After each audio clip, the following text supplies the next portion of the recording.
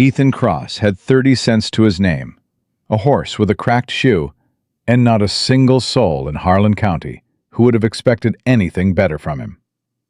He was riding the back edge of the Hale property, land he worked but didn't own, like everything else in his life, when he saw her. Face down in the red summer dirt, not moving. The July sun had no mercy. Every sensible thought he had said, "Keep riding." He stopped anyway. That one decision would unravel everything he'd ever known. If you're new here, hit that subscribe button right now and follow this story all the way to the end. And drop a comment letting me know what city you're watching from. I love seeing how far this story travels. She wasn't moving. Ethan pulled his horse to a full stop and stared. He'd ridden this stretch of range 1,000 times. He knew every gully, every dry creek bed, every patch of rock that could throw a horse. He'd never seen a person just lying there in the middle of the day, like she'd decided the ground was the right place to be. "Hello?" His voice came out rough. He hadn't spoken to another human being in 4 days. Nothing. He climbed down slowly, keeping one hand on the reins. His horse shifted and tossed its head. Animals knew things. Right now, this one was nervous. She was a woman. Young, maybe late 20s. Her dress was expensive, or had been. Now it was torn at the shoulder and caked with dust. One boot was missing. She had a cut above her left eyebrow that had dried brown in the heat, and her lips were cracked so bad they'd split in 2 places. He crouched beside her. "Ma'am?" He pressed 2 fingers to her throat. A pulse, weak, but there. "Ma'am, can you hear me?" She made a sound, not words, just air. "You're alive," he said, mostly to himself. "That's something." He looked around. Her horse was gone. No saddle, no supplies, no water. Just a woman, alone, in July heat so bad it made the air shimmer and bend. He did the math fast. The nearest town was 8 miles. His cabin was 2. She wouldn't survive 8 miles draped across a saddle in this heat. Not in the shape she was in. "All right," he said quietly. "All right." He got his canteen and tilted a small amount of water past her lips. She choked, then swallowed. Her eyelids fluttered open. "Easy," he said. "Just a little at a time. Don't go drowning on me now." Her eyes found his face. They were green, dark green, like creek water after a hard rain. "Where?" she started. "Don't talk yet. Save it." He kept his voice steady. "You've had too much sun and not enough water, and I need to get you somewhere before you lose what little sense you've got left." She closed her eyes again. He lifted her. She was lighter than he expected. He got her across the saddle the best he could, then swung up behind her and held her with one arm. "It's only 2 miles, he said. "Hang on." She didn't answer. He wasn't sure she heard him. His cabin wasn't much, he knew that. 1 room, a loft he'd never used, a wood stove he only lit in winter, and a well that had water in it even through this drought. That last part was why he'd stayed when smarter men left. He got her inside and onto his cot, the only real piece of furniture he owned besides a table and 2 chairs, and went to work. He brought water, a wet cloth for her face and neck. He kept her head slightly elevated, the way old Maggie Quinn had taught him years back, when he was 12 and his father had gone down in the fields. "You press cool water to the pulse points," Maggie had told him. "Wrists, neck, back of the knees. Get the blood cooled down. Don't drown them in it. Just steady." He did it steady. It took about an hour. The woman came back to herself slowly. Her breathing deepened. Color returned to her face.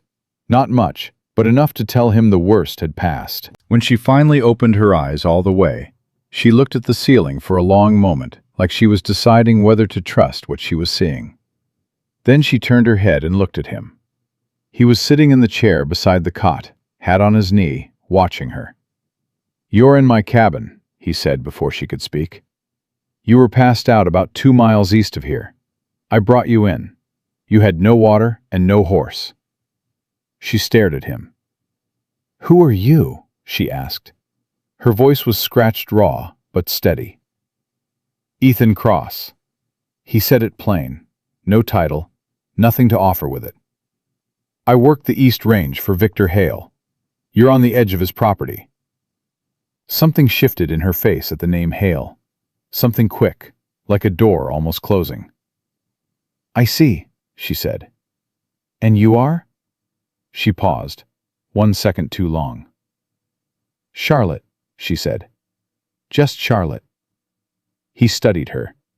The dress was quality silk, or had been before the dirt and the tearing got to it. The boots, well, the ones she had left, were hand-stitched. The small gold ring on her right hand was real. He'd been around enough to know the difference between real and imitation. "Just Charlotte," he repeated. "Is that a problem?" "No, ma'am." He stood and went to the stove, where a small pot of coffee had been sitting since morning. He poured 2 cups. "You want coffee? It's not good, I'll warn you up front." She pulled herself slowly to sitting. He watched her wince and kept his distance to give her dignity in it. "Yes," she said. "Please." He brought the cup over. She wrapped both hands around it the way cold people do, even though it was hotter than the devil's front porch outside. Shock did that to a person. She drank. He drank. Neither of them spoke for a while. "My horse spooked," she finally said, staring at the cup. "Rattlesnake. I went off hard and hit my head on something. I don't remember much after that." "Did you come far?" Another pause. "Far enough." "You riding alone?" "Yes." "That wasn't smart," he said. "Not mean about it, just true." She looked up. No, it wasn't. He appreciated that she didn't argue the point. Some people would have, just out of pride. "How far did you walk before you went down?" he asked. "I don't know, an hour, maybe? It was already past noon." She touched the cut above her eyebrow, gently. "I thought I could reach a road." "The road's 6 miles west from where I found you." She absorbed that. "I would have died," she said, not as a question. "Yes, ma'am," he said. "You would have." She looked at him then, really looked, the way most people from her world never did. Not at his calloused hands, or his worn-out boots, or the $3 hat on his knee. She looked at his face. "Thank you," she said, and she meant it. He could hear the difference between manners and meaning. "Don't need thanking," he said. "You needed help. That's all there was to it." She slept again toward late afternoon. He left her to it and went outside to see to his horse and check on the cattle in the east pasture. He moved fast. He didn't like the idea of her being alone too long in that condition. When he came back, she was awake and sitting up with more steadiness. She'd repinned her hair somehow, and she had the particular composed look of a woman raised to never let anyone see her at a disadvantage. He'd seen that look before, on women of a certain position, the kind who wore composure like armor, because they'd learned it was the only protection that couldn't be taken away.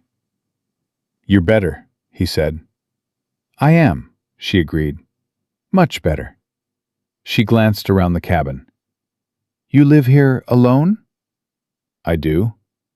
"For long?" 2 years. She nodded slowly. "It's quiet." "That's mostly what it is, yes." She almost smiled at that. Almost. "I should send word," she said carefully, "to let people know I'm safe." "Is there someone in town who could carry a message?" "I can ride in tomorrow morning. he said. "Who do I send word to?" She hesitated. "The Hale Ranch." He went still. He looked at her. The green eyes, the quality of the dress, the ring, the way she'd reacted to the name Hale, like it was something personal, not just a name on a sign. "You're related to Victor Hale," he said. It wasn't a question. She held his gaze without flinching. "I'm his daughter." He sat back in his chair. Charlotte Hale. He'd heard the name 100 times. Everyone in the county had. Victor Hale's only daughter. Away east at some school and due back in June. The county paper had written about it. He'd used that paper to start his fire, and then regretted it because old Maggie had wanted to read it first. He'd heard she was beautiful. He hadn't given that much thought at the time. Beauty and money traveled together in his experience, and neither of them stopped at his door. "You knew," she said quietly, "when I said Hale." "I figured." "But you didn't say anything." "You didn't want to say anything," he said. That was plain enough. She studied him like he was something she was trying to put a name to. "Why does a man who works my father's land live 2 miles from the main house in a one-room cabin?" she asked. It was direct. He respected direct. "Because your father's foreman, Dale Briggs, took a dislike to me about 8 months ago," he said. "I used to have a bunkhouse spot. Now I have a grazing contract on the east pasture and this cabin, and I stay out of Briggs's way." "What happened between you and Briggs?" He considered not answering. Then he decided she'd asked honest and deserved honest back. "He was pushing a Mexican family off the Southeast 40, he said. Land they'd worked for 11 years. Briggs said they hadn't paid their lease. I happened to know they had, because I'd ridden to town with the payment myself the month before." He paused. "I said so, publicly." Silence. "And my father?" Her voice was careful. Not defensive, just careful. "Your father sided with Briggs," Ethan said, "which was his right. It's his land." She looked down at her cup. What was left had gone cold. "Were the family removed?" she asked. "Yes, ma'am." "Where did they go?" "Don't know."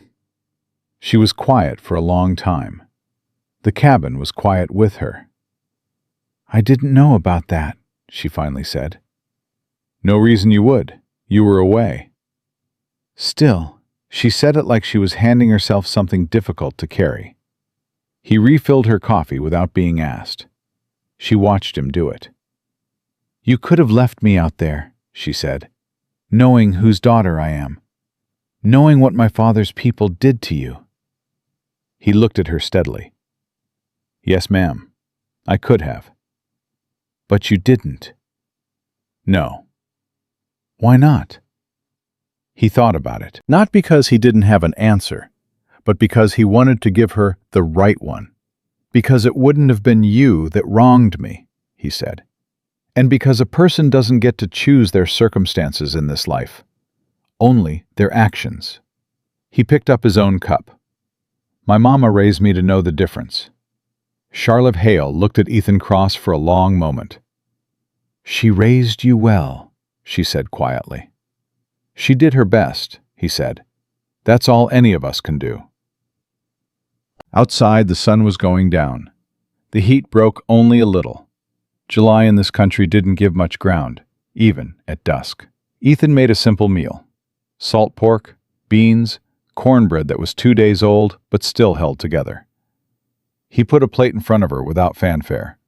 She looked at it. Then she looked at him. "I want to be honest with you," she said. "All right." "This is the first time in my life I've eaten food like this." She said it without apology and without meanness, just fact.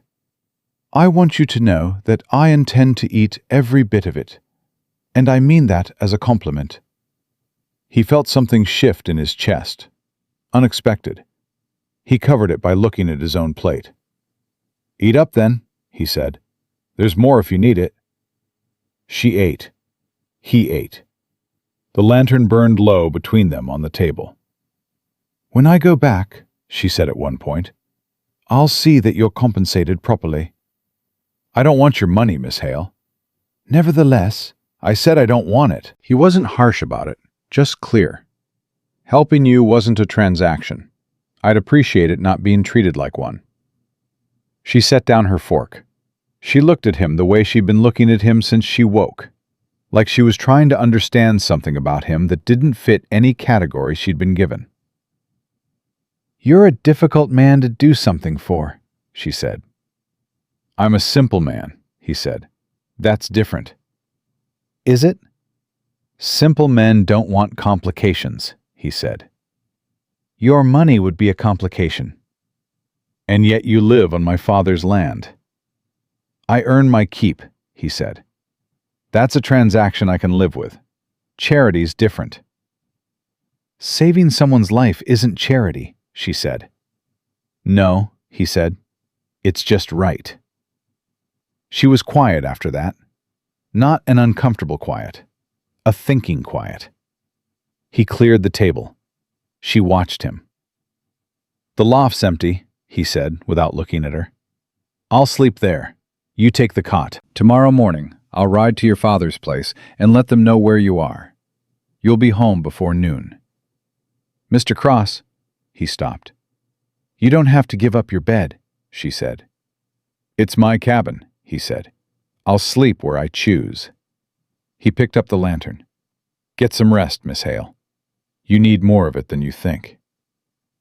He climbed the ladder to the loft. She sat below him in the quiet, and after a while, he heard her lie back and the cot creak beneath her.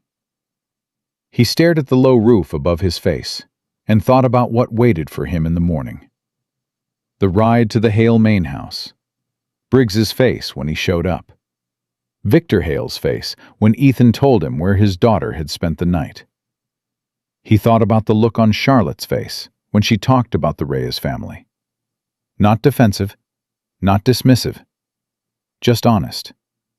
Like a woman encountering a fact about herself that she hadn't expected and wasn't sure yet what to do with.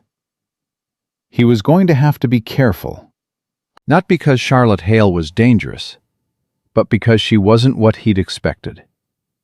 And unexpected things had a way of costing a man everything. He was almost asleep when her voice came up from below. "Mr. Cross?" "Yes, ma'am." A pause. "What were their names, the family from the Southeast 40? He thought a moment. "Reyes," he said. "Alejandro and Maria. 2 daughters. Youngest one couldn't have been more than 4. Silence. "I'll remember that," she said. He didn't answer. He lay in the dark a long time after, listening to nothing, wondering what a woman like Charlotte Hale intended to do with a name she'd remember. He was finally drifting when the horses came. Not 1, 3 or 4, moving fast. He heard them before he saw the lantern glow through the gap in the loft boards. He was down the ladder before Charlotte had fully sat up. "Stay there," he said quietly. "Don't make a sound." She was sharp enough not to argue. He opened the front door a crack. 3 riders. Hale brand on the saddles. He could see it even in the low light. The man in front was Dale Briggs. Ethan knew the silhouette the way you know the shape of something you've been watching for a long time. He stepped outside and closed the door behind him. "Briggs," he said. Briggs pulled up short. The man had eyes that had decided long ago that Ethan Cross was something to be stepped over. He didn't bother with pleasantries. "We're looking for Miss Charlotte Hale," Briggs said. "Went riding this morning, didn't come back. Her horse came home without her 2 hours ago." "Is that right?" Ethan said. "You seen anything out on the East Range today?" Ethan looked at Briggs. He thought about the cot inside, the woman on it, the way she'd said, "I'll remember that," like she meant every syllable. He thought about Alejandro and Maria Reyes, and a 4-year-old girl who'd had to leave the only home she knew. "Found a woman passed out from heat exposure about 2 miles out," he said. "Brought her in. She's been resting." Briggs stiffened. "Who is she?" "Says her name is Charlotte." Something moved through Briggs's expression. Relief, and something ugly arriving close behind it. "That's her," he said.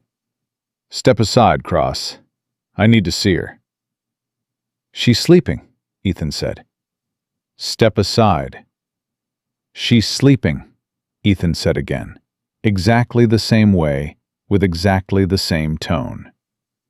"She took a bad fall and a head blow, and she needs rest before she gets put on a horse. You tell Mr. Hale she's here and she's safe. I'll bring her home myself in the morning." Briggs stared at him. The 2 riders behind shifted in their saddles. "You'll bring her," Briggs started, and there was a particular brand of contempt in his voice that Ethan had heard before. The kind that didn't need to finish its sentence, because it assumed its own authority was enough. "I'll bring her," Ethan said. "Safe. In the morning." The door opened behind him. He heard it and kept his eyes on Briggs. "Dale?" Charlotte's voice was calm and clear and carried the kind of authority that came from a lifetime of being Victor Hale's daughter. "I appreciate you riding out. Please tell my father I'm well and that Mr. Cross has been very kind. I'll be home in the morning." Silence. Briggs looked at her, then at Ethan, then back at her. "Miss Charlotte," he said carefully, "your father's going to want you home tonight." "My father," Charlotte said, "is going to want me to arrive safely, which is what Mr. Cross has arranged." A pause, and underneath the politeness was something harder than iron. "Please ride back and let him know." Briggs held the silence 1 beat longer than necessary. That look he gave Ethan said several things, all of them unpleasant. All of them promising a future conversation neither of them would enjoy. Then he pulled his horse around. "We'll expect you by 10, he said, and rode out without looking back. Ethan waited until the sound of hoofbeats faded. Then he turned. Charlotte was standing in the doorway, one hand braced against the frame, barefoot, still pale, but her chin was up. "You didn't have to do that," he said. "You didn't have to stop for me in the dust today," she said. "It seems we're making a habit of doing things we don't have to." He looked at her for a moment. "Go back inside," he said. "You're not as steady as you think you are." She didn't argue with that. She stepped back, and he followed her in and made sure she was settled before he went back up to the loft. Neither of them said another word that night, but Ethan lay awake long after the lantern burned out, turning the look on Briggs's face over in his mind, like a stone with something wrong underneath it. That look hadn't been about concern for Charlotte Hale. It had been about something else, something tighter and colder and more deliberate than concern. And whatever it was, Ethan Cross had just stepped directly into the middle of it. He had a feeling, a bone-deep, sleepless feeling, that come morning, nothing on this land was going to be simple again. The morning came in hard and hot, the way July mornings did in that country. No warning, no grace, just light and heat arriving together like they had somewhere to be. Ethan was already up before the sun cleared the ridge. He'd slept maybe 3 hours. The rest of the night he'd spent turning that look on Briggs's face over and over, trying to name it. Not anger, not surprise. Something more deliberate than both. He got the horses ready and put together what food he could spare into a cloth for Charlotte to carry. When she came down from the cot, she moved with more steadiness than the night before, though she was still pale around the eyes and held herself careful across the left side where the fall had bruised her. "You didn't sleep," she said, looking at him. I'm fine. That's not what I asked. He handed her a cup of coffee. Drink this.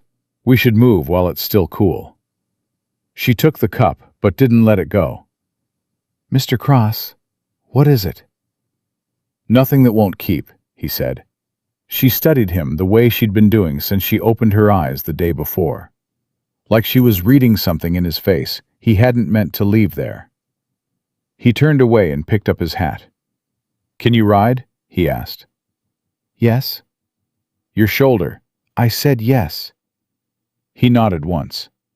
All right. They were out the door and mounted before the sun was fully up, and they rode in silence for a while, the dry grass parting ahead of them and the heat already building at their backs.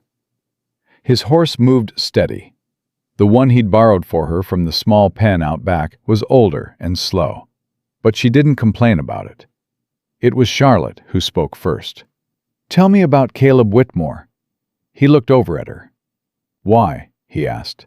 Because Dale Briggs rode out with 2 of his men last night, she said, and one of those men was not a Hale hand. I recognized the brand on the second horse. It belongs to Whitmore's operation. Ethan was quiet for a beat. He hadn't thought she'd noticed that in the low light, half recovered and standing barefoot in a doorway. He'd underestimated her.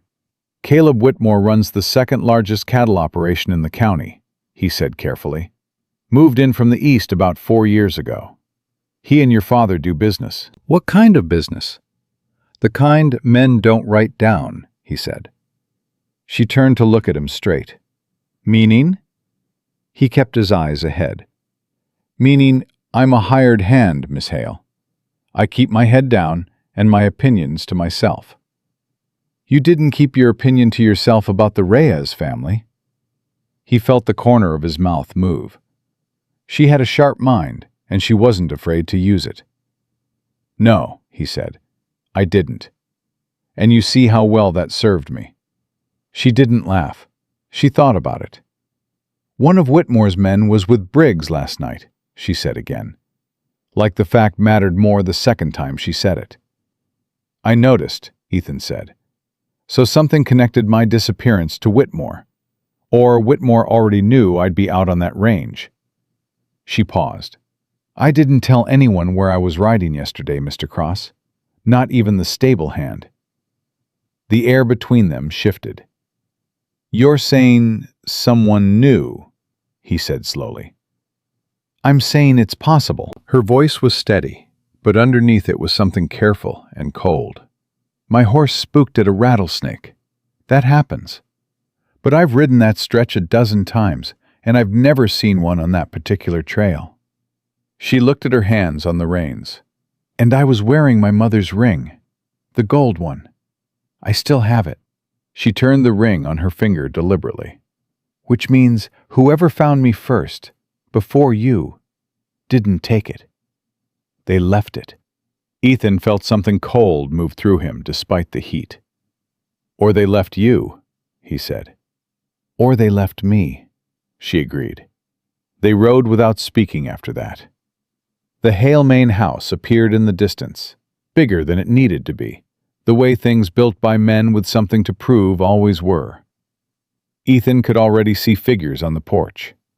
He recognized Victor Hale before they were half a mile out. The man stood the way men stood when they'd spent 40 years being the largest thing in any room. Chin up, feet planted, arms loose at his sides like he'd never needed to rush for anything in his life. Beside him was Dale Briggs, and beside Briggs was a man Ethan had seen maybe a dozen times from a distance. Tall, well-dressed even in the summer heat, dark-haired, somewhere between 35 and 40, with the kind of easy smile that had learned to look sincere long before it learned to mean it. Caleb Whitmore. Ethan felt his jaw tighten. He kept riding. They came up to the house and Victor Hale was down the porch steps before his daughter had fully dismounted. And whatever else the man was, he loved his daughter. That was plain. He pulled her close with both arms, and she let him, and Ethan saw her squeeze her eyes shut briefly, the way people did when they were letting themselves be held by something solid, after a long time being unsteady. "Charlotte," Victor Hale's voice was rough. "Lord almighty, girl." "I'm fine, Papa." "You're not fine. You look half dead." "I'm a quarter dead at most." She pulled back and looked at him. "I'm all right. Mr. Cross took care of me." Victor Hale turned. He looked at Ethan the way men of his position looked at hired hands, acknowledging and categorizing at the same time, deciding in about 4 seconds what something was worth. "Cross," he said. "Mr. Hale?" "You found her." "About 2 miles east on the back range, sir. She'd taken a fall and was down from the heat. I brought her in." Victor Hale nodded slowly. He kept looking at Ethan like a man doing arithmetic. "You have my gratitude," he said finally. "I don't need it," Ethan said. "I need my grazing contract renewed for the fall quarter. That's between me and your land manager. That's all I need." Briggs made a sound, not quite a laugh. More like something dismissive that hadn't quite decided to be a word yet. Victor Hale glanced at Briggs. Something passed between them. "We'll talk about that," Victor said. "I appreciate it, sir." Ethan picked up his reins. "You'll stay for breakfast." It was less an invitation than a statement. The kind of thing a powerful man said when he was deciding what he owed you and didn't want you leaving before he'd worked out the number. "I've got cattle to check." "The cattle can wait an hour." Ethan looked at Charlotte. She gave him the smallest nod. He couldn't have said why that changed his answer. "1 hour," he said. He tied his horse and followed them inside, aware with every step of Briggs's eyes on his back. Caleb Whitmore introduced himself the way rich men introduce themselves to poor ones, with charm turned up just high enough to make the power difference invisible, without actually doing anything about it. He had a firm handshake and warm eyes, and everything about him said, "Trust me." And Ethan Cross trusted almost no one who worked that hard at being likable. "Heard about what you did," Whitmore said. "Charlotte's like family to all of us. You've done a remarkable thing." "I did what needed doing," Ethan said. "Still," Whitmore smiled, "not everyone would have stopped." He held Ethan's eyes a beat too long on that last sentence. It wasn't a compliment. It was something else. A question dressed up as a compliment, looking for an answer. Ethan didn't give him one. Breakfast was laid at a table bigger than Ethan's whole cabin. He sat at the far end and ate without speaking much, watching the room the way he'd taught himself to over the years. You learn things watching rich people, the same way you learn things watching horses. What they paid attention to, what they pretended not to notice, what made them step sideways when you'd have expected them to hold. Charlotte sat across from her father and to the left of Whitmore. She ate steadily and spoke when spoken to, and Ethan could see her doing the same thing he was, watching, taking stock, filing things quietly away. Twice he caught her looking at him. Twice he looked away first. Briggs stood by the side door for most of the meal and didn't eat. He watched Ethan the entire time. Not hostile exactly. Calculating. It was Whitmore who eventually turned the conversation to where Ethan had known it was heading since he walked through the door. "Cross," Whitmore said pleasantly. "You're on the East Pasture grazing contract. Is that right?" "That's right." "Good land out there. Good grass even in this drought." "There's a reason for that," Ethan said. "Underground water. The East Ridge channels runoff below the surface.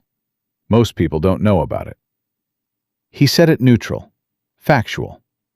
But he watched Whitmore's face when he said it. Something moved through Whitmore's eyes. Fast, controlled, gone before most people would have caught it. "Interesting," Whitmore said. Ethan said, and went back to his food. Victor Hale cleared his throat. "I've been in conversations with Caleb about the East Range, actually. He's interested in expanding his operation east, and that stretch of yours is under contract," Ethan said. through November. Contracts can be renegotiated, Briggs said from the doorway. His voice was flat and pleasant, the way a blade was flat. They can be renewed, too, Ethan said, without turning to look at him. Silence at the table. Victor Hale set down his fork. He looked at Ethan with the measuring expression of a man deciding how much of his patience was required. "Cross," he said, "I want to be fair with you. What you did for Charlotte, that matters to me. But business is business, and I have obligations. I have a contract," Ethan said calmly. "I've met every term of it.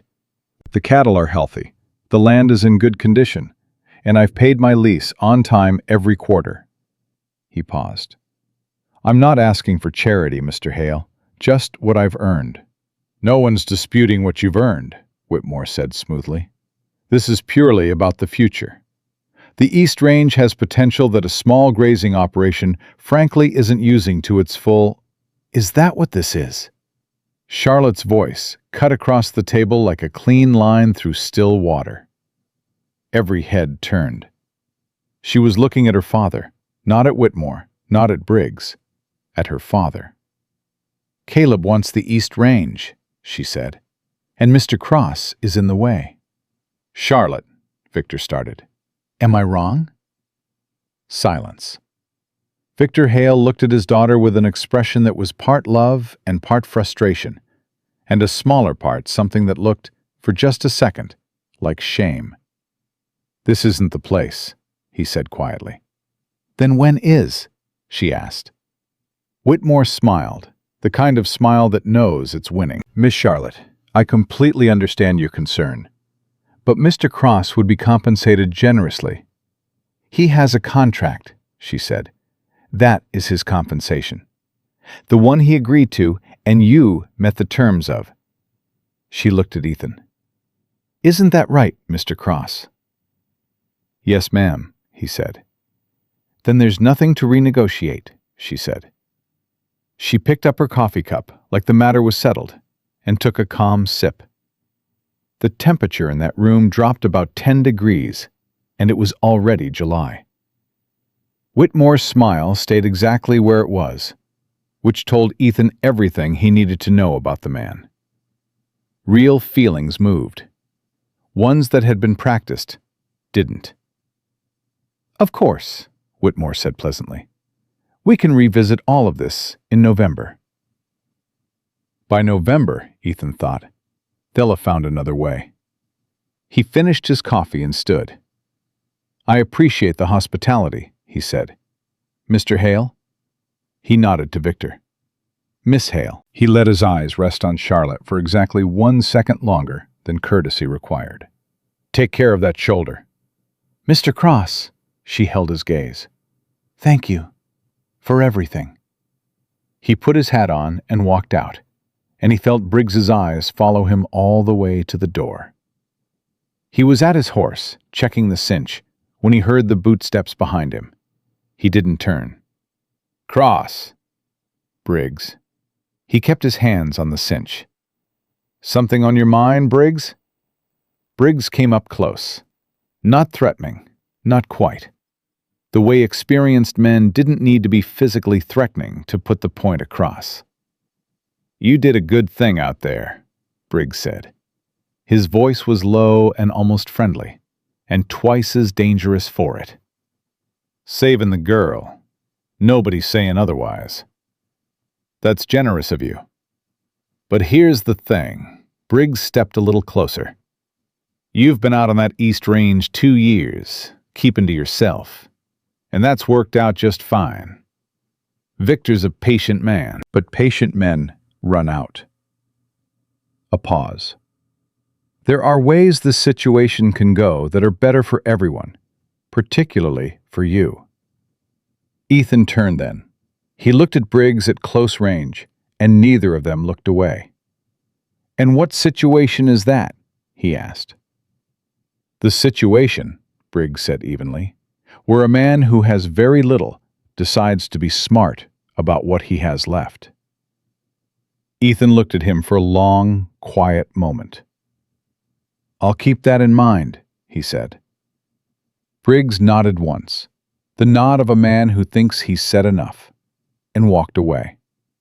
Ethan mounted his horse and rode east, back toward his cabin and his cattle, and the dry grass and the underground water that nobody was supposed to know about, until apparently everyone already did.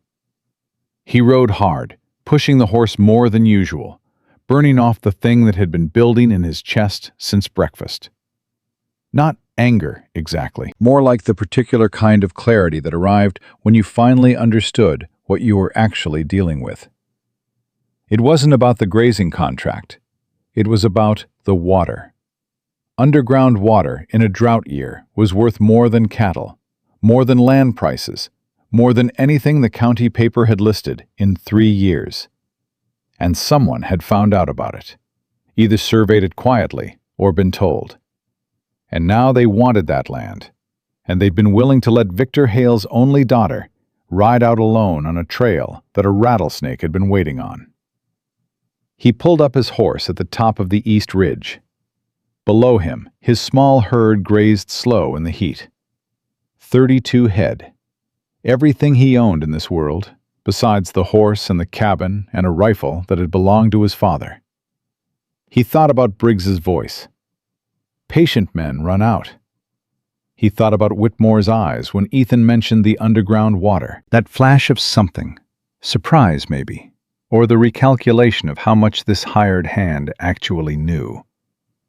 He thought about Charlotte at the table, setting down her coffee and saying, "Then there's nothing to renegotiate," like she was drawing a line in the dirt. He hadn't asked her to do that. He wasn't sure what to do with the fact that she had.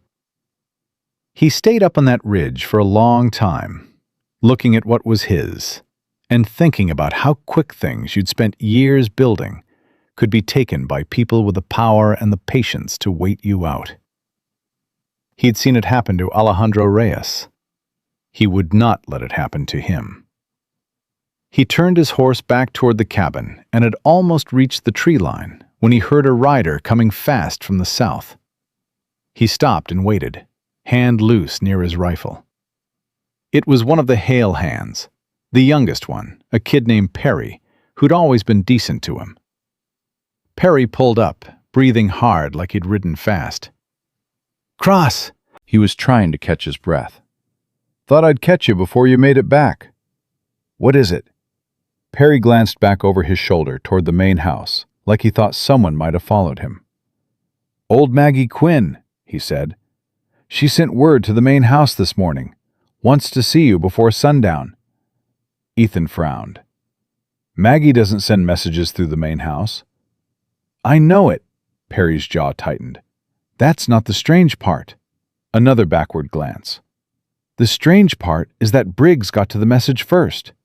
He read it before anyone else saw it." A pause. And then he smiled. Ethan went very still. Maggie Quinn was 73 years old and had lived on the 40 acres at the south edge of Hale property for 30-some years, longer than Victor Hale himself. She had a lease that predated every current arrangement on this land.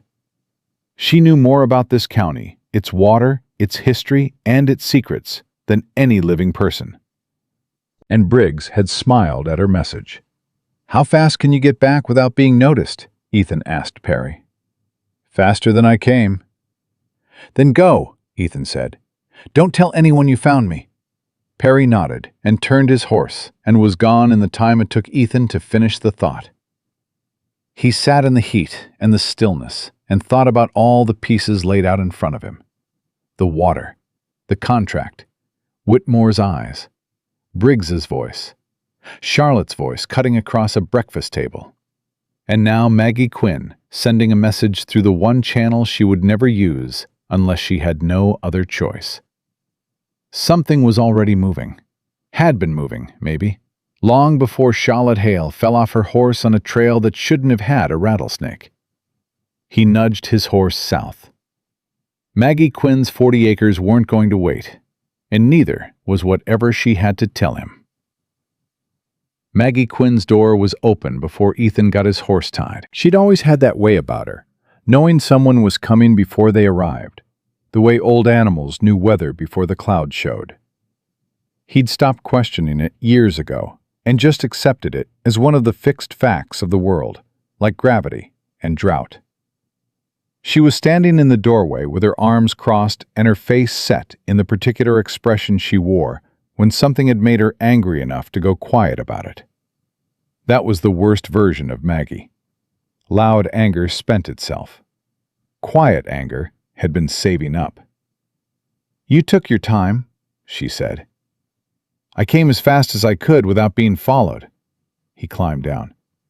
"Why did you send word through the main house? You never do that." "Because my own messenger didn't make it," she said flatly. "Tommy Bright rode out for you this morning before sunup. His horse came back 2 hours later without him." Ethan stopped moving. "Where's Tommy?" "Don't know yet."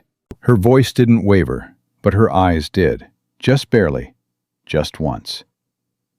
Tommy Bright was 17 and had been doing odd jobs for Maggie since he was 12. "He'll turn up, but the message needed to reach you, so I used the only channel I had left." She stepped back from the door. "Get inside." He followed her in. She had a pot going on the stove and maps spread across her table, hand-drawn ones, old, the paper gone soft and brown at the edges. He recognized the county lines. He recognized the ridge markers. He recognized his own east pasture. "Sit down, Ethan." He sat. She poured him coffee without asking and set it in front of him, and then put both hands flat on the table and looked at him the way she'd looked at him when he was 12 years old and needed to hear something he wasn't going to like. "How much do you know?" she asked. "Underground water on the East Range. Whitmore wants the land. Briggs is working both sides. Someone may have arranged for Charlotte Hale to be alone on that trail yesterday." He paused. "Am I close?" Maggie was quiet for a moment. "You're close," she said, "but you're not all the way there." She pulled the oldest map toward her and turned it so he could see. 38 years ago," she said, "before Victor Hale owned 1 acre of this land, there was a survey done on the East Range. Government survey. Looking for water rights, because the railroad was planning a line through this county, and they needed water stations every 12 miles. Her finger moved across the paper. "They found what's under your pasture. An aquifer. Not small, Ethan. Big enough to supply a town." He looked at the map. "Victor Hale knows about this." "Victor Hale bought this land because of this," Maggie said. "He's known for 30 years. He's been sitting on it, waiting for the right moment to develop it." She straightened. "The right moment is now. The railroad is coming back. New line, different route, same water problem. And a man who can supply water to a railroad depot becomes a very rich man very fast." Ethan turned his coffee cup in his hands. "Where does Whitmore come in?" "Whitmore is the railroad's land agent," she said. "He's been buying up water-adjacent properties for 2 years. Quietly. Different names, different paper trails." She looked at him steadily. "Your grazing contract sits directly over the deepest part of that aquifer. You are, without knowing it, the single largest obstacle between Caleb Whitmore and the most valuable water rights in this county." The room went very still. "Victor Hale agreed to this?" Ethan asked. "Victor Hale is being handled," Maggie said. "That's different from agreeing. Whitmore has been feeding him promises about partnership, a cut of the railroad deal, enough money to double the Hale operation. Victor's greedy, but he's not cruel. He thinks forcing you off the contract is just business." She paused. "What Victor doesn't know is that Whitmore doesn't intend to share with him either. Once the water rights transfer, Victor becomes as disposable as you." Ethan stood up. He moved to the window without thinking, looking out at the dry heat, and then remembered himself and turned back. "How do you know all of this?" Maggie looked at him for a long moment. "Because the survey," she said, "was done by my husband." He stared at her. "Robert Quinn surveyed this entire county in 1861, she said. Her voice was steady, but it cost her something to keep it that way. He filed the report with the Territorial Land Office and sent a copy to the railroad company. And 6 weeks later, he died of a fever that came on very sudden and very convenient." A pause so quiet the whole cabin held its breath. "I've had the original survey documents for 38 years. I kept them because I didn't know what else to do with them, and because letting them disappear felt like letting Robert disappear twice." Ethan sat back down slowly. "Maggie, I'm not finished." She put her hand flat on the table again, palm down, like she was steadying herself. "Whitmore knows the documents exist. I don't know how, but 2 weeks ago, Dale Briggs came to my door, pleasant as a Sunday morning. Said Mr. Whitmore had heard I might have some old paperwork related to the county survey, and would I be willing to discuss a fair price for historical documents. You said no." I said I didn't know what he was talking about. Her eyes went hard. "And then, 3 days later, someone went through my house while I was at the church social. Didn't take anything visible, but the trunk in the back room had been moved. They were looking for the survey." "They were looking for the survey," she confirmed. "They didn't find it, because I don't keep it in the house." She looked at him levelly. "I keep it in a place nobody knows about, including you, until right now." "Where?" She shook her head once. "That comes later. Right now, I need you to understand what you're holding, Ethan. That contract of yours isn't just grazing rights. If you hold it through November and then file for a land claim extension under the '68 Homestead Act, which you qualify for, I've checked, you can stake a formal claim to the water rights before the railroad survey gets filed. Under territorial law, a prior working claim supersedes a speculative survey." He looked at her. "You've been planning this." "I've been preparing for the day when someone finally tried to move on that land," she said. "I just didn't know it would be you living on it when they did." Ethan was quiet for a long time. Outside, something moved. A horse, shifting weight, or the heat making the wood of the fence creak. He listened to it without meaning to, the way you listen for anything that might be wrong, when you just learned that several people had reasons to want things from you that you hadn't known you had. "If I file that claim," he said slowly, "Whitmore doesn't get the water rights." "Correct. And neither does Victor Hale." "Correct. And I become the man standing between a railroad land agent and a water source worth more than everything else in this county combined." He looked at her. "That's not a good position, Maggie." "No," she said plainly, "it's not. But it's the position you're already in. The only difference is whether you know it." She leaned forward. "They were going to move you off that land regardless. Your contract was never going to be renewed. You've been running on borrowed time for months, and you didn't know it because no one told you. I'm telling you now." He pressed his hands flat on the table and looked at the map. He thought about 32 head of cattle on dry grass above an aquifer. He thought about Briggs's voice. "Patient men run out." He thought about Whitmore's eyes at the breakfast table. He thought about Tommy Bright's horse coming back alone. "Where's Tommy?" he said again, quieter this time. "I sent 2 men I trust to look for him an hour ago," Maggie said. "If he's just thrown and confused, they'll find him. If he's not—" She stopped. "If he's not, then we know exactly how serious this is." "We already know how serious it is," she said. He nodded. He stood up again, hat in his hands, turning it the same way he turned hard things over when he was working them through. "I need to think," he said. "Think fast," Maggie said, "because this morning, while you were at breakfast at the Hale house, a rider from the Territorial Land Office came through town. He wasn't advertising his business, but Perry's older brother works at the hotel and saw the paperwork on the man's table when he brought up the meal. She held his gaze. Whitmore's filed a preliminary survey claim on the East Range water rights. It's not final. He needs a field confirmation and a clean title review. But it's moving, Ethan. The machinery is already moving. He put his hat on. I need to talk to Charlotte, he said. Maggie went very still.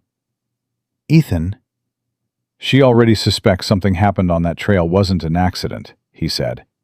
She's sharp, and she's not afraid of it. And she has access to her father's papers and his land agent records in a way neither of us do. He paused. And she has a reason now. Having a reason and being willing to act on it are two different things, Maggie said carefully. She's Victor Hale's daughter. That's where she sleeps and eats and belongs. You're asking her to go against her own blood. I'm not asking her anything yet, he said. I'm going to tell her the truth and let her decide. Maggie looked at him for a long time, with the expression she'd worn his whole life, when she thought he was either very right or very wrong, and wasn't yet sure which. Be careful, she said finally. Not just with Whitmore and Briggs. Be careful with her. He looked up. What does that mean? It means, Maggie said quietly, that a woman who rode alone across open range and didn't tell anyone where she was going was looking for something. And sometimes people who find what they're looking for in the wrong place have a hard time putting it back down.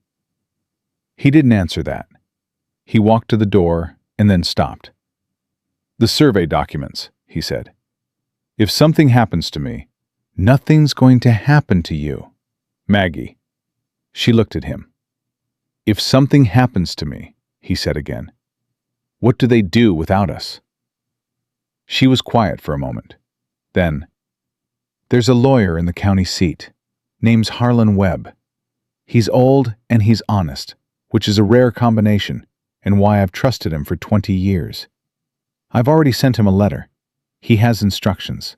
She paused. The kind that take effect if I stop being able to give him new ones. Ethan nodded. He was almost through the door when he heard hoofbeats. One horse, coming fast, and not from the direction of the Hale main house. He turned. Perry's older brother, a young man named Cal, 20 or so, who worked the hotel like Maggie had said, pulled up outside, and his face was white under the summer tan. Cross, he was breathing hard. I came straight here. I thought you'd want to know. What is it? Tommy Bright, Cal said. My brother found him. He stopped, like the next part was hard to say. He's alive. He's got a broken arm and a cut on his head, and he says he doesn't remember what happened. But a man found him in the dry creek bed off the South Trail and brought him into town. Ethan felt the tightness in his chest loosen just slightly. Which man? That's the thing, Cal said. The man who found him, he works for Whitmore. And when Doc Pruitt was looking at Tommy, this man waited outside. And when Tommy came around enough to talk, the first thing he said was... Cal swallowed. He said the last thing he remembered before everything went dark was hearing someone say Cross's name. The looseness in Ethan's chest closed right back up. He looked at Maggie. She looked at him. Neither of them said what they were both thinking, because Cal was there, and some things were better said in fewer rooms. Thank you, Cal, Ethan said. You did right coming here. There's one more thing. Cal looked uncomfortable, like a man delivering a message he hadn't asked to carry. Whitmore's called a meeting, tonight at the big hotel. County landholders. He's presenting something. About water rights in the railroad. Public presentation. He glanced at Maggie. He sent invitations to every major property holder in the county this morning. A beat. He didn't send one to you, Cross. Ethan's jaw set. No, he said. He wouldn't. Of course he wouldn't, because a man who didn't know what he was sitting on was far easier to deal with than one who did. Whitmore had wanted him kept in the dark and moved off the land before he ever understood the real stakes. The rattlesnake on the trail, Charlotte's disappearance, the manufactured pressure on the contract. It was all designed to move fast, before anyone could stop it. The meeting tonight was the final piece. Get the county's landholders aligned and enthusiastic. Create public momentum. And by the time anyone thought to question the title review, it would already be done. "I'll be there," Ethan said. Cal blinked. "You weren't invited." "I'll be there," Ethan said again, with exactly the finality that meant the conversation about it was over. Cal looked at Maggie. Maggie looked at Ethan the way she'd always looked at him when he was about to do something she knew she couldn't talk him out of. She didn't try. "Don't go alone," was all she said. He was back on his horse and moving before the heat of the day hit its worst. He took the long way south, staying off the main trail, riding through the dry grass and the scrub in the way that a man moved when he'd learned that open ground wasn't always as empty as it looked. He had 6 hours before the meeting. He used the first one riding to the east pasture to check his cattle, because whatever else was happening, 32 animals still needed water, and that was a thing he could not let go. He pumped the hand well and filled the trough and counted every head and found them all there. And there was something grounding about that, about the plainness of animals that needed you, regardless of what complicated human things were happening around them. He used the second hour going back to his cabin and sitting with the reality of what Maggie had told him. The survey, the aquifer, Whitmore's filing, Tommy Bright in a creek bed. The meeting tonight that he hadn't been invited to, that was designed to lock the county in behind a plan that would take the last thing he owned and hand it to men who already had more than enough. He thought about his father, a man who'd worked someone else's land his whole life and died on it, with nothing to leave behind but a rifle and a son who'd watched him do it. He'd told himself he was different. He'd told himself the east pasture was his foundation, not his ceiling. He'd believed it. He sat with that. And then he stood up, put on his better shirt, the one he kept for occasions that required a person to look like they had the right to be somewhere, and saddled his horse. He was almost out the gate when he heard a horse on the path from the north. He stopped. It was Charlotte Hale, riding alone again, which told him the woman had either very good instincts about timing or very little patience for the constraints of her own safety, and he was increasingly of the opinion it was both. She pulled up and looked at him. "You're going to the meeting," she said. It wasn't a question. "You heard about it," he said. "I was in the room when Whitmore invited my father." Her voice was even. "I heard everything." She looked at him across the distance between their horses. "I also spent 2 hours this afternoon in my father's land office, looking through papers he doesn't know I can read." She paused. "Mr. Cross, Caleb Whitmore has been lying to my father for 2 years. The partnership agreement he showed my father last spring, the one that promised him a share of the railroad water deal, it has a clause on page 11 that voids the agreement entirely if a competing claim is filed before the territorial survey is finalized." Ethan looked at her. "Page 11, he said. "My father hasn't read past page 4 of any legal document in 15 years, she said flatly. "He trusts Whitmore. He shouldn't." "Does your father know you looked at those papers?" "No." "What are you going to do?" She looked at him steadily. The evening light was going amber, and it caught the green of her eyes and made them look older than her age, or maybe just as old as whatever she'd decided in those 2 hours in her father's land office. "I'm going to the meeting," she said. He looked back at her for a long moment. "It won't be comfortable," he said. "Whitmore's going to present that claim in front of every major landholder in the county. When I walk in, it's going to get loud. And when you're seen with me, I know what it means, she said.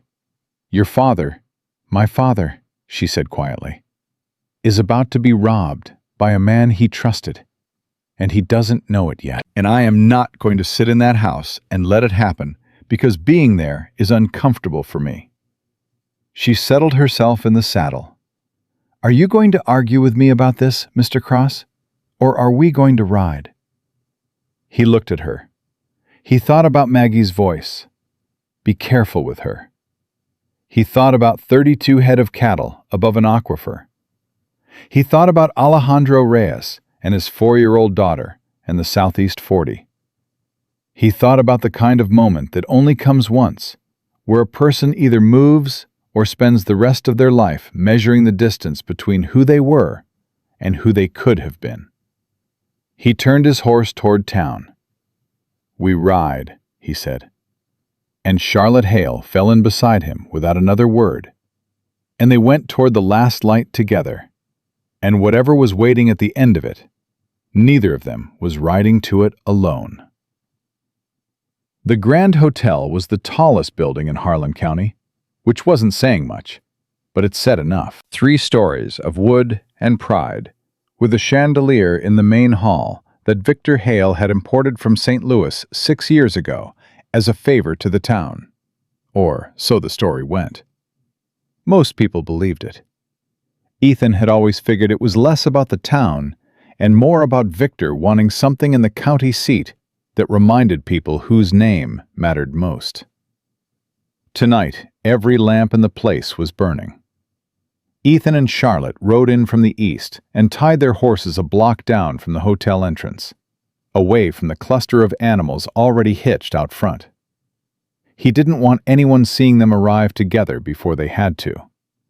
The element of surprise was the only advantage he had, and he intended to keep it until the moment it was most useful. "How many people in there, you think?" Charlotte asked quietly as they walked. "Every rancher and landowner in 20 miles, he said. Whitmore's smart. He wants witnesses. He wants it to look like community progress, not a land grab." "It's both," she said. "That's what makes it smart." She had the document folded inside her jacket, the partnership agreement from her father's office, page 11 flagged with a strip of ribbon she'd pulled from her hair. He'd seen her tuck it there as they rode. He hadn't said anything about it. Some preparations were private. He pulled open the hotel door and walked in. The room went quiet in that rolling way that started at the door and moved through a crowd like a stone dropped in water. He felt it, every face turning, every conversation pausing, the particular hush of a room full of people recalibrating what they were looking at. He was not supposed to be here. Everyone in that room knew it, and everyone in that room knew he knew it. And he kept walking anyway, hat in hand, back straight, the way his mother had taught him to walk into any room that didn't want him. Whitmore was at the front, standing beside a large survey map mounted on a board. He saw Ethan immediately. Something moved through his face. Fast, controlled. Gone. And then the practiced smile came back into place. "Mr. Cross," he said, with the warmth of a man who had never been surprised in his life. "I don't believe you were on the invitation list." "I don't believe I need to be," Ethan said, "to attend a public meeting about land that borders my own." A murmur ran through the room. Victor Hale was in the front row. He turned and looked at Ethan with an expression that was several things at once: surprise, irritation, and something underneath both that Ethan couldn't quite name. Then Victor's eyes moved past Ethan and found his daughter, and the expression changed entirely. "Charlotte." Victor's voice had an edge to it. "What are you doing here?" "Listening, Papa," she said pleasantly, and she moved through the crowd to stand beside Ethan, which was probably the loudest statement she could have made without saying a single word. And every person in that room understood it. Briggs was against the far wall. Ethan clocked him without looking directly at him. The man's jaw had gone tight. His hands were loose at his sides. The body language of a man deciding how much rope to let out before he pulled it. Whitmore cleared his throat and turned back to the room. "Well," he said, with the easy grace of a man who'd practiced recovering from interruptions. "Since we're all here, let's proceed." He turned to the map. "Ladies and gentlemen," he said, "what I'm presenting tonight is an opportunity that comes to a county once in a generation." The Northern Continental Railroad has confirmed a route through Harlan County, and that route requires water stations, large ones, capable of supplying a full freight operation year-round. He let that sit. There is exactly one water source in this county capable of meeting those requirements. His finger landed on the map, on the East Range, on Ethan's land. An aquifer of this size, Whitmore continued, represents not just railroad infrastructure. It represents the future of this entire region. Towns grow where railroads stop. Commerce follows. Property values, trade, everything the people of this county have worked toward becomes real in a way it hasn't been before. He swept the room with that warm, confident gaze. The water rights acquisition is already in motion. The territorial survey will be finalized within 30 days, and the proceeds from the railroad contract will be distributed among the county's major landholders, according to partnership agreements already in place. A swell of interest moved through the crowd. Ethan could feel it. The particular energy of people hearing about money that might be theirs. "What about the grazing claim?" someone called from the middle of the room. Whitmore nodded like he'd expected the question. "The East Range grazing contract is a month-to-month arrangement with a single hand," he said smoothly. "It will be concluded appropriately, and the holder compensated fairly. That's a minor administrative matter, not a complication." A minor administrative matter. Ethan's hands were still loose at his sides. He kept them that way. "Mr. Whitmore." His voice carried easily in the room. He wasn't loud. He didn't need to be. "What you're calling a minor administrative matter is a legal contract, and the land you're pointing to on that map isn't available for territorial survey because it's under an active prior claim." The room shifted. Whitmore turned slowly. His smile had thinned, but it was still there. "Mr. Cross, a working ranch lease doesn't constitute a water rights claim." "No," Ethan said, "but a Homestead Act filing does." He reached into his jacket and put the filing papers on the nearest table, the ones Maggie had helped him prepare over the last 3 years, the ones he'd held back because he'd wanted to keep his head down and not make enemies. He was done keeping his head down. "Filed with the Territorial Land Office 14 months ago," he said. "Prior to Mr. Whitmore's preliminary survey claim by over a year. Under the 1868 Homestead Act, a working land claim with improvements supersedes a speculative survey when the claimant can demonstrate continuous, productive use." Silence. Real silence. The kind a room got when it realized it was watching something it hadn't expected. Victor Hale was on his feet. He was staring at Ethan, and his face had the look of a man whose accounting had just come out wrong by a very large number. Whitmore recovered fast. Give the man credit for that. "A prior filing doesn't automatically establish water rights. There's a review process." "There is," Ethan agreed. "And that review process will require Mr. Whitmore to produce documentation supporting his survey claim, which means producing the original territorial survey from 1861. He paused. "The one that was commissioned by the railroad and then buried when the man who conducted it died of a very sudden fever 6 weeks after submitting it." The room went very, very still. Whitmore's smile stopped working. It was still on his face, but it had stopped working. "That survey," Ethan said, "was conducted by Robert Quinn, Maggie Quinn's husband, and the original documents have been in her possession for 38 years. He looked around the room slowly. Anyone who wants to contest my prior claim is going to have to go through those documents. And those documents tell a story about this water, this land, and the people who've been working it, that I think the county deserves to hear in full before it decides what's progress and what's something else. Someone in the crowd said something low to their neighbor. Someone else pushed forward a little, trying to see better. Whitmore set down the pointer he'd been holding. When he spoke again, the warmth was gone, and what replaced it was something harder and more honest. And Ethan found he actually preferred it. At least it was real. "You have no idea what you're interfering with," Whitmore said quietly. "The railroad doesn't negotiate with individual claimants. They go through legal channels, and those channels have a way of..." "Of what?"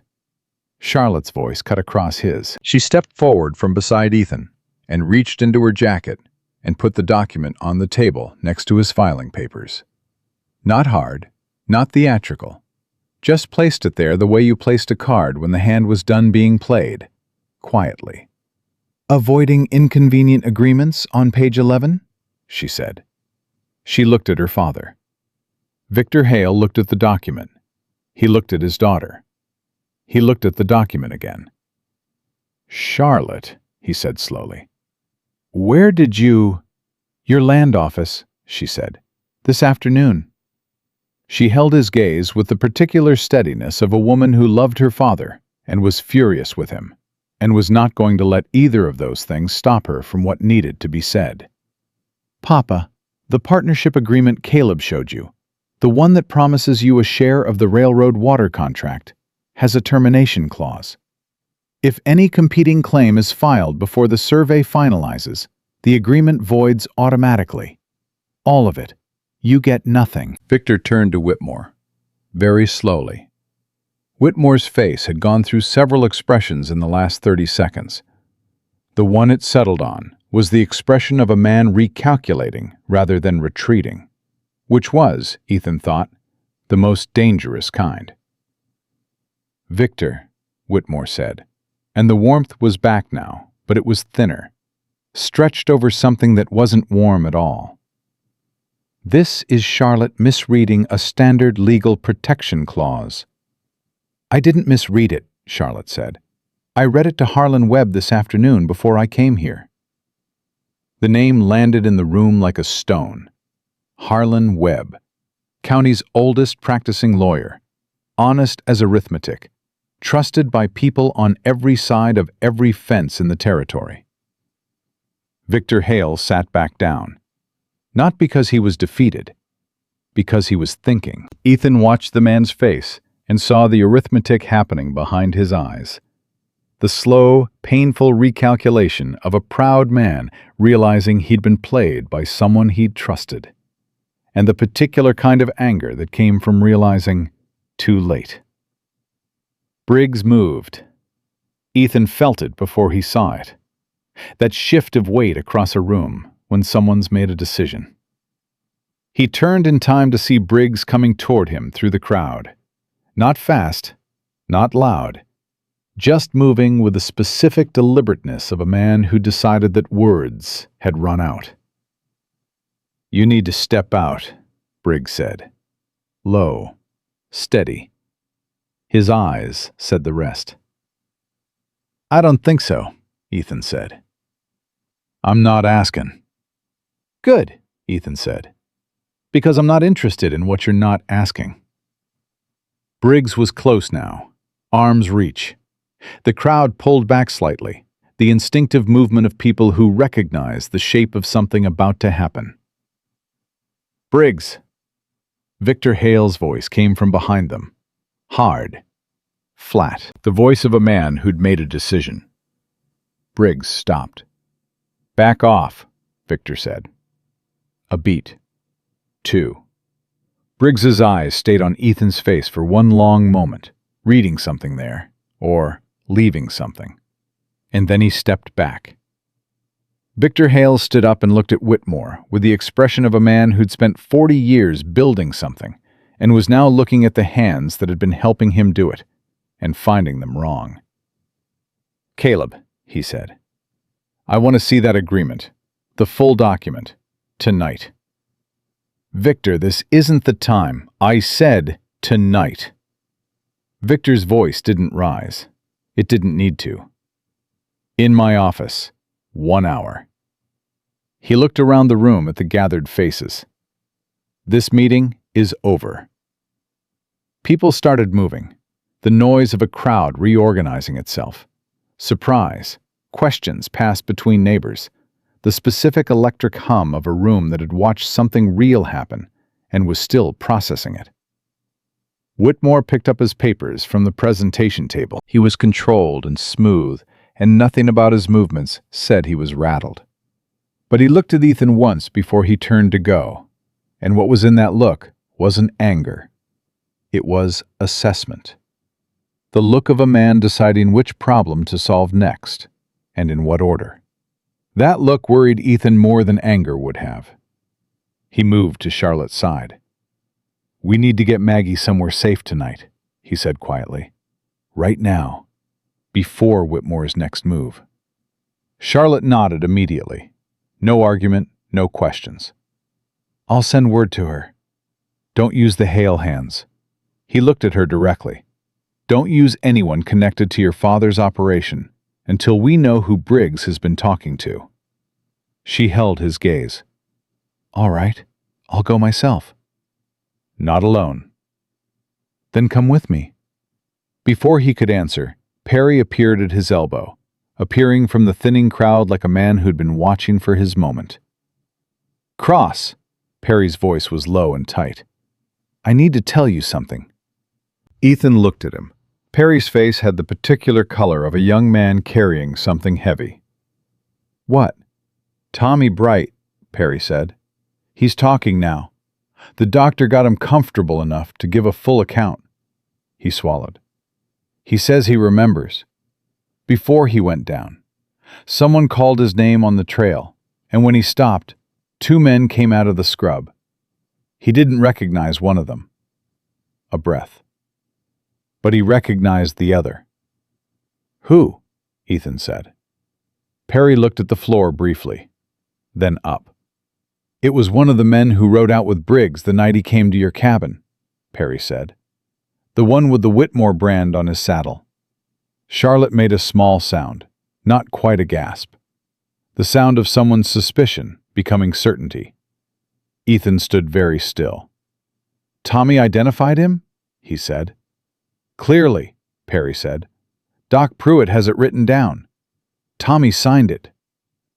It was no longer a theory. It was a witnessed account with a name attached, and the name connected back through Briggs to Whitmore in a straight line that no amount of smooth presentation and legal paperwork was going to make crooked again. "That's evidence," Charlotte said. She said it quietly, but with the focused intensity of a woman who'd spent the afternoon reading contracts and understood exactly what words were worth. "That's enough to take to the territorial marshal." "It's enough to start with," Ethan said. He looked around the room. Most of the crowd had filtered out. A few men still stood talking in low clusters. Whitmore was gone. Briggs was gone. That was the thing that set Ethan's nerves on edge. When the men who'd been moving pieces stopped being visible, it didn't mean they'd stopped moving. It meant they'd moved somewhere you couldn't see them. "Perry," Ethan said. "Where did Briggs go?" Perry looked around. "I don't know. He was here a minute ago." "Think," Ethan said. "Which direction?" Perry's face changed. "He went out the back. The back door faces which way?" "South Road," Perry said, and then he understood, because it was written plain on his face the moment he said it. "That's the road to Maggie Quinn's." Ethan was moving before Perry finished the sentence.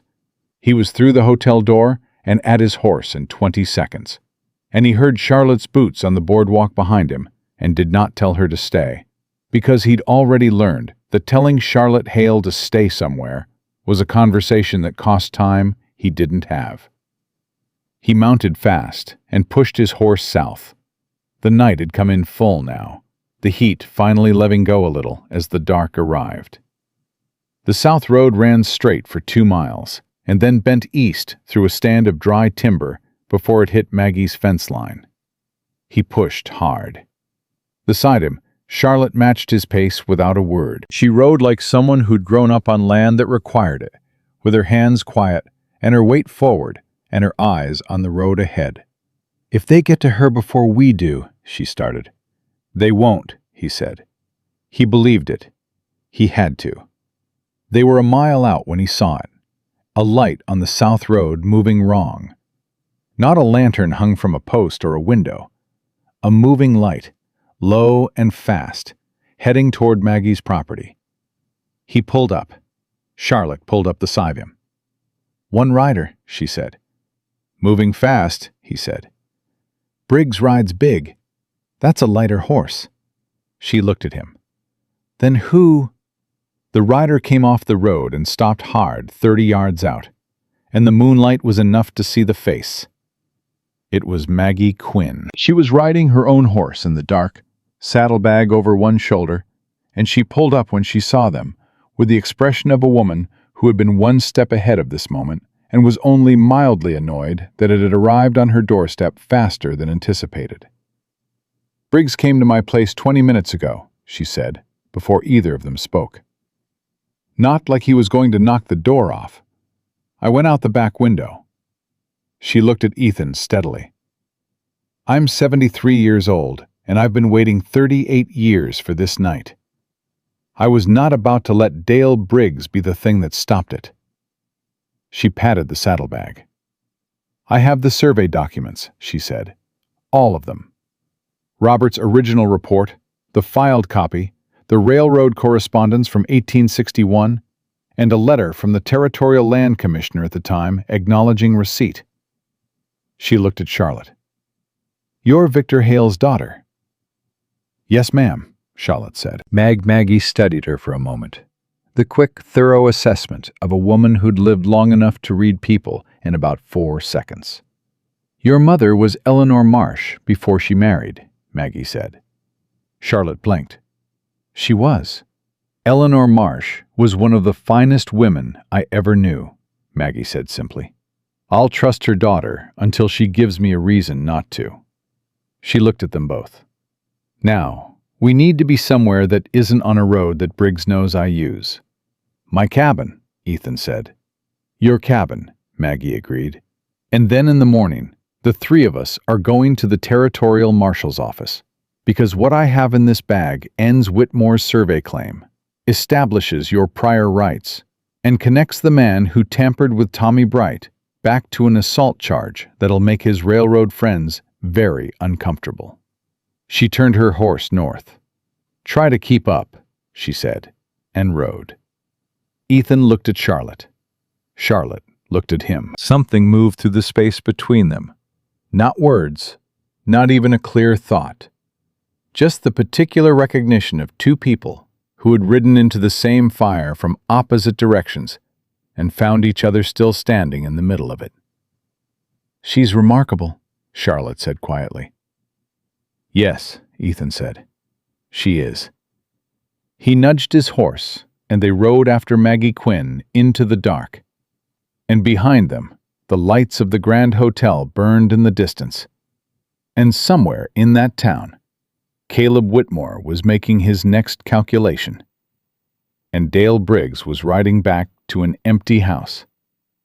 And for the first time since this whole thing started, the empty house was not Ethan's. They rode through the dark without stopping, and by the time Ethan's cabin came into view, Maggie had already started talking through what needed to happen in the morning, with the focused efficiency of a woman who'd been rehearsing this particular plan for nearly 4 decades. "The marshal's office opens at 8, she said, climbing down from her horse before either of them could offer help. "We're there at 8. Not 8:15. 8. She handed Ethan the saddlebag. "You carry that. My shoulder's been bad since April." "Yes, ma'am." "And don't let it out of arm's reach." "I won't." Charlotte tied her horse and looked at Maggie with an expression somewhere between admiration and the particular alertness of a woman who'd been raised to lead and had just encountered someone who did it better. "You planned for this night," she said. "You've been planning for it a long time." 38 years is a long time, Maggie said. "But yes." "Did you know it would be Whitmore?"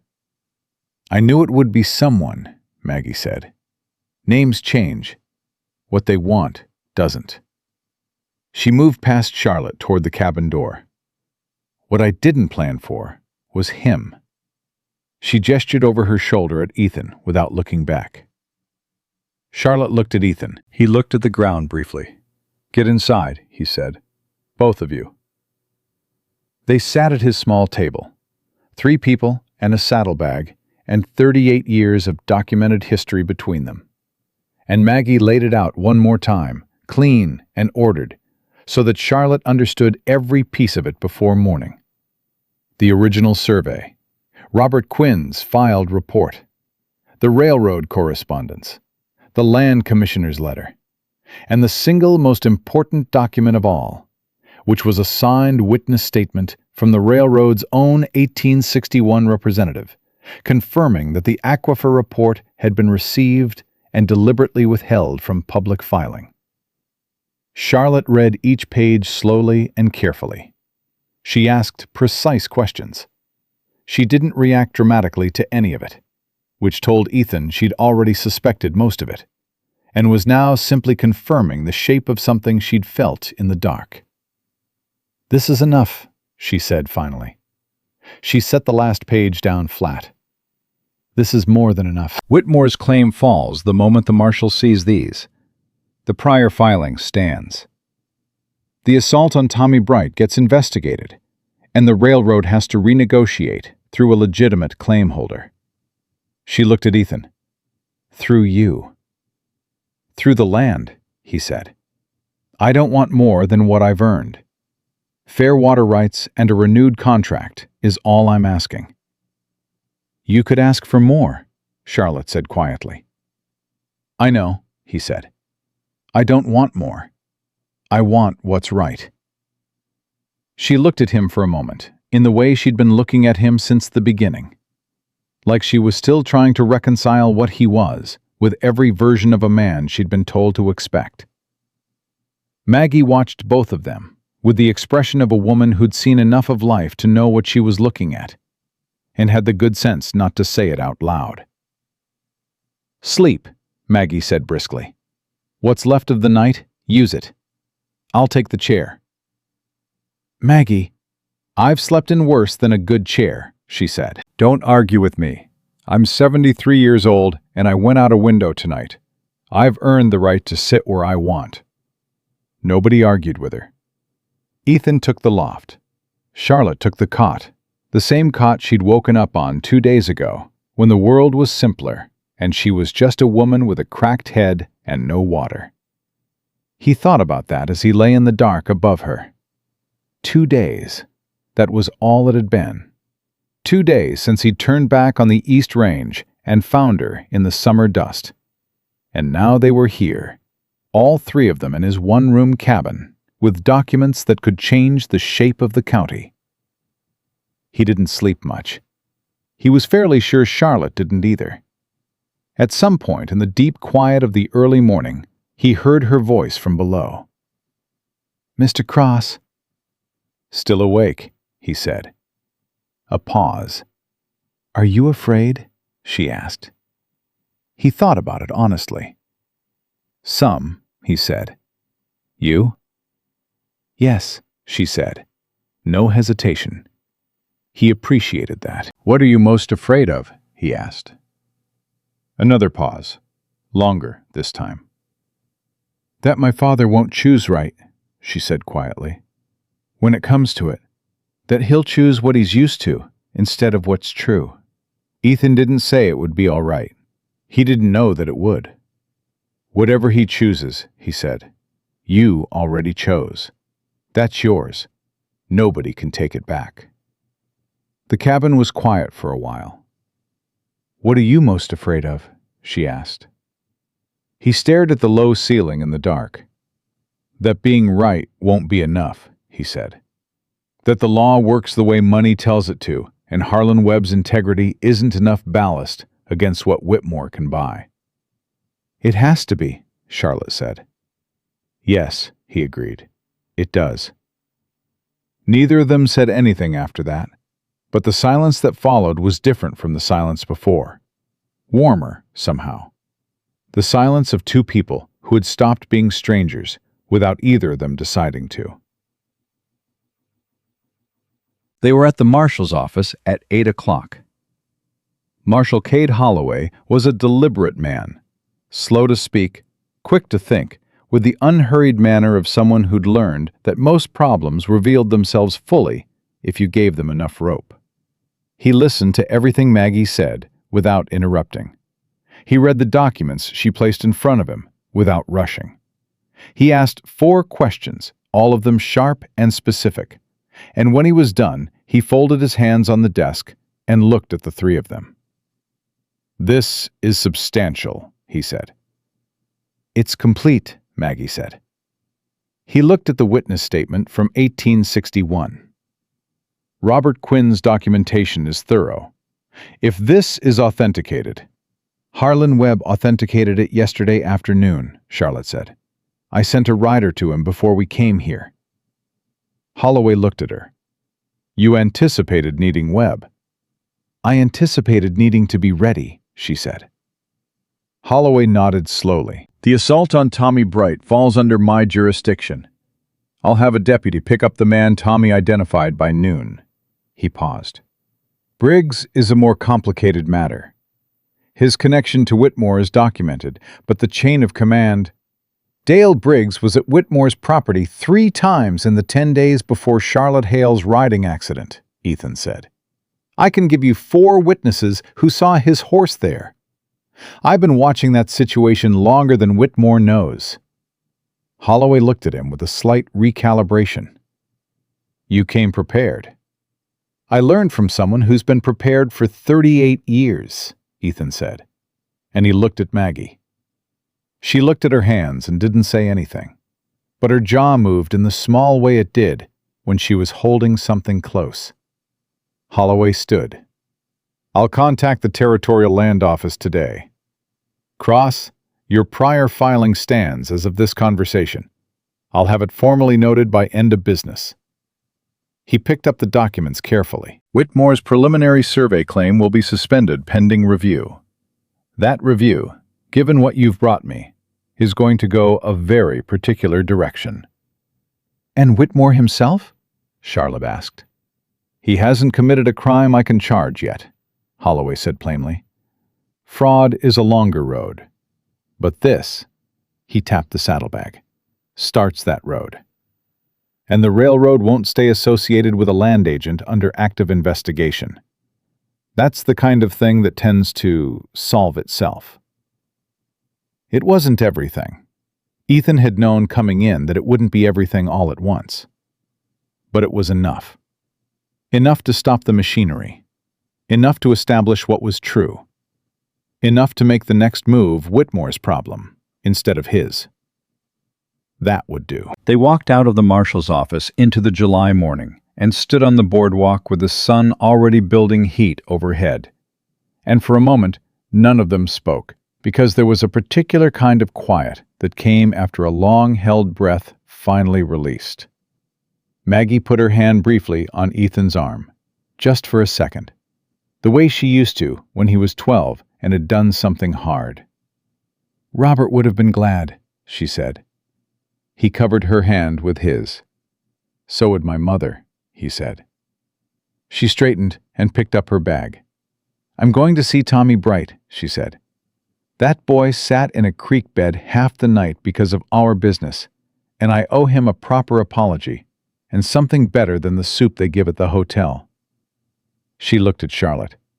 "You did right last night. Eleanor would have done the same." Charlotte's composure held, but only just. "Thank you, Mrs. Quinn." Maggie nodded once, briskly, and walked up the boardwalk toward the doctor's office without looking back. They watched her go. "She's going to be all right," Charlotte said quietly. "She's safer now that the documents aren't secret." "I know," Ethan said. "She knows it too. That's why she's already on to the next thing." Charlotte almost laughed. The sound of it was unexpected and real, and it made him look at her. She was looking at him. The morning light was full on her face, and the composed armor she wore in rooms full of people had come down, just slightly, the way it did when she wasn't thinking about keeping it up. She looked like herself. He wasn't sure he could have said exactly when he'd learned what that looked like, but he knew it when he saw it. "I need to talk to my father," she said. The warmth between them shifted. Not gone, just making room for what was real. "I know," he said. "I don't know how it will go." "No," he said. "Neither do I." She looked down the street toward where their horses were tied. "He's a proud man. Being wrong and being told so in public, those are things that will sit hard." "They'd sit hard on anyone," Ethan said. "He trusted Whitmore." "People trust the wrong things sometimes," Ethan said.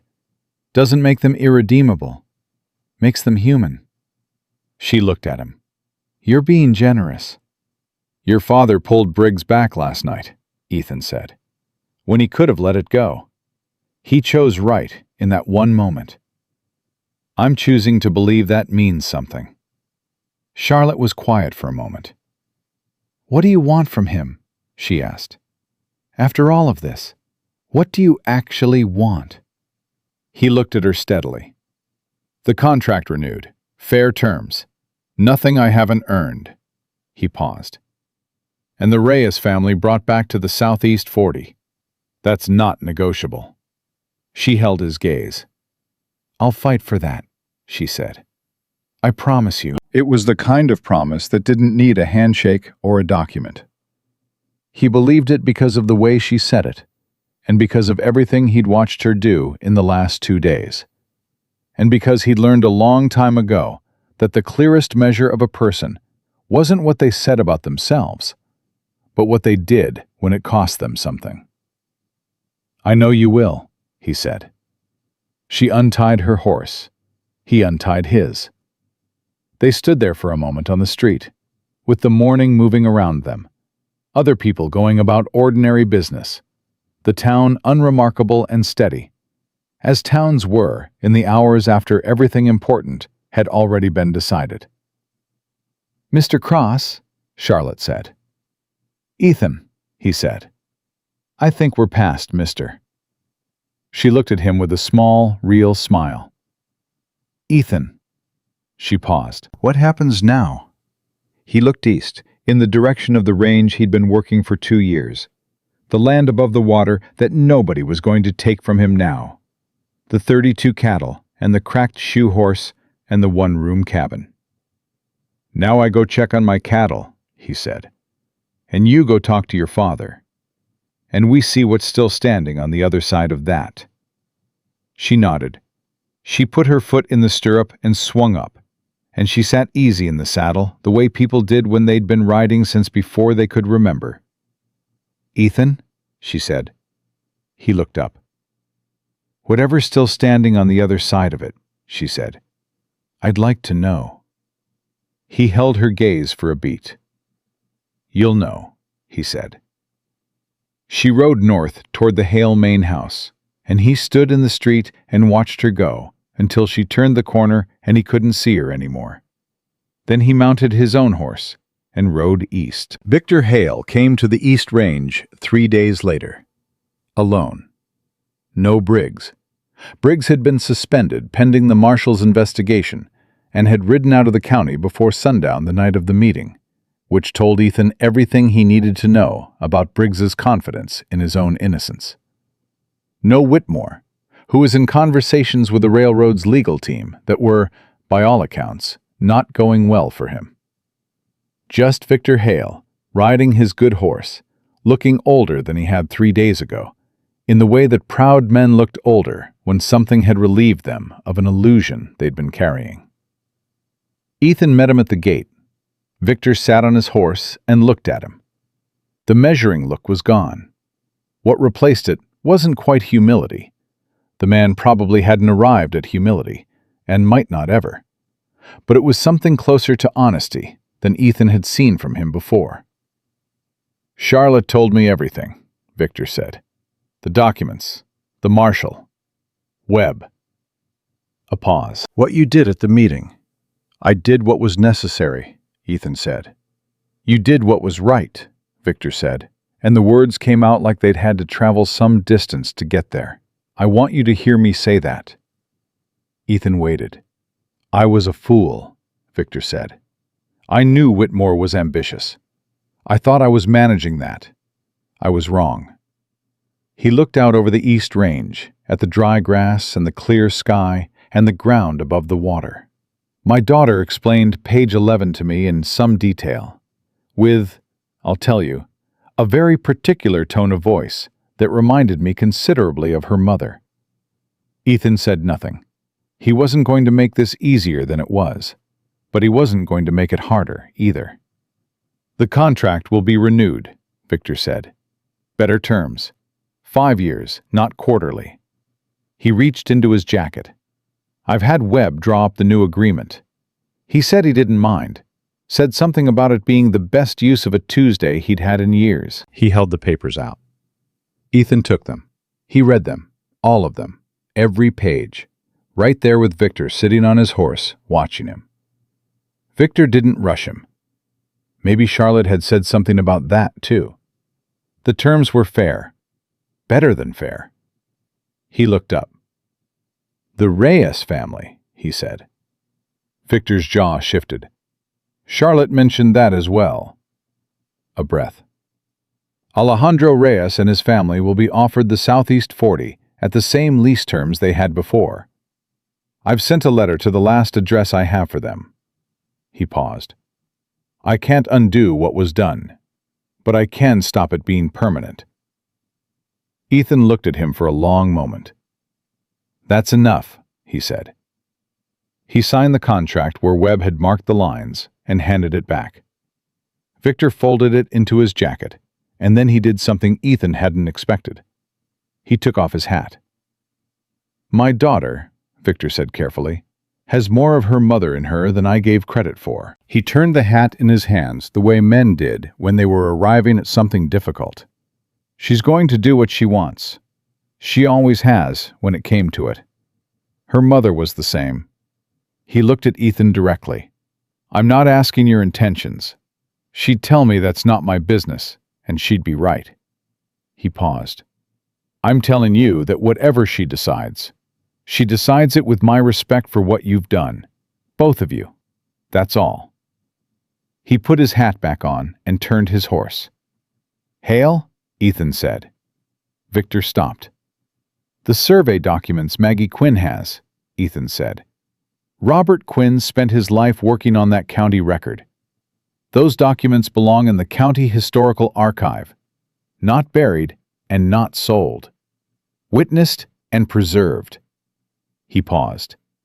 "That'd be a decent thing to help make happen." Victor Hale sat with that for a moment. "I'll talk to Maggie," he said.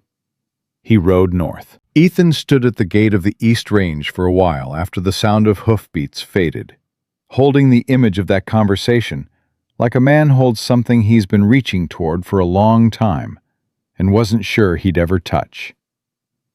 It wasn't a perfect ending. Victor Hale was still a proud man who'd made bad choices and would probably make more. The county would still have its politics and its pressures, and its people who thought land was worth more than the people who worked it. But 32 head of cattle were grazing above water that was legally his. Tommy Bright was healing and had been visited by half the town and Maggie Quinn twice. Alejandro Reyes had a letter in the mail. Harlan Webb was having the best week of his professional life. And Caleb Whitmore, somewhere north of the county line, was explaining himself to railroad lawyers who had no patience for complications. He was checking the fence line on the East Ridge when he heard a horse. He knew who it was before he turned. Charlotte came up the ridge easy and pulled up beside him, and she looked out over the range the way you looked at something you were deciding the shape of. "He came," she said. "He came. And? 5-year contract. Better terms." He paused. And a letter to the Reyes family. She was quiet for a moment. He heard her exhale, long, slow, the kind of breath that had been waiting some time to happen. "Good," she said softly. "That's good." He looked at her. How did it go, between you and him? She considered the question honestly. "Hard," she said. "And then better. He's not a man who apologizes easily. But he looked me in the eye and said I was right. And I've waited a long time to hear him say that about something that mattered." She paused.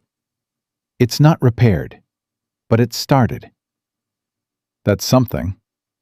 "It is." She looked at him. "I'm not going back to the East. I was supposed to in September." Another term, more schooling, more preparation for a life I'm not sure fits me anymore. She was quiet for a beat. I told him this morning. Ethan looked at her. How'd that land? Somewhere between shock and reluctant acceptance, she said. He'll get there. A small, real smile.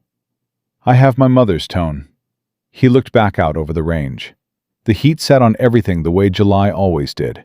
Hard and honest and permanent. Somewhere under the dry grass and the red earth, water moved through ancient rock, older than any deed or claim or survey, patient as the land itself. He'd never have known it was there if someone hadn't tried to take it from him. That was how most things revealed their value. I don't know what comes next, he said. Honest. Plain. The only way he knew how to say anything. Neither do I, she said. But I know where I'm standing. And I know who I'm standing next to. That's more than most people get to say. He looked at her. She looked at him. Between them was the East Range and the aquifer, and 32 cattle and a 5-year contract, and the particular kind of trust that only came from being tested by something real. He offered her his hand. She took it.